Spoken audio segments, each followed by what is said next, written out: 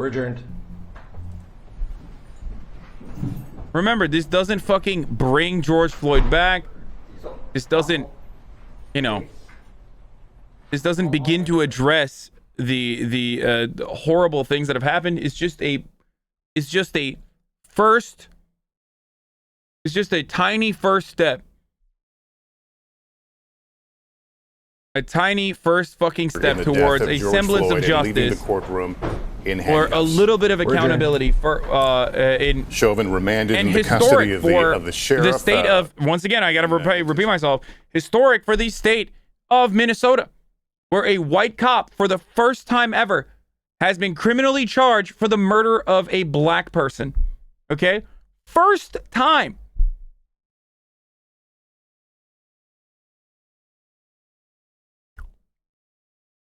The reaction can best be summarized by Bree Graham. She's the woman I spoke with just before this verdict was read, who told us that she had been traumatized watching this trial.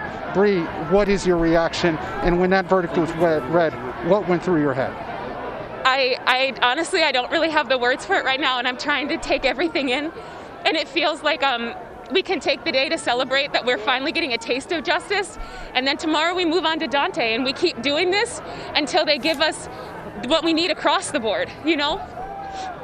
Bree, a few moments ago I saw you you started crying. It was emotional for not just you, but many folks here. Explain to me a little bit more about, you know, what did you have doubts leading into this verdict? How much anticipation, how worried were you about this? Of course I had doubts. We have doubts every time something happens.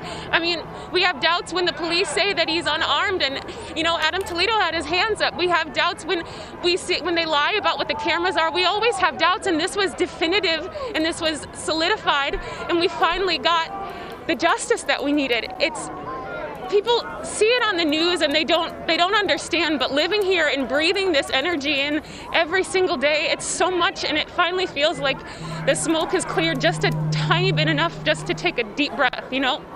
Bree, tell our viewers a little bit about yourself. You were telling me you're 31 years old. You've lived in Minneapolis for how long? 10 years? Yeah, over 10 years in St. Paul and Minneapolis, and you know, this is what I would call home. My friends are here, some of my most important families here. Incredibly significant moment. I'm glad we were able to share this with you, Bree. Thank you so much for talking with us. Yeah. And again, we appreciate your time. Lester,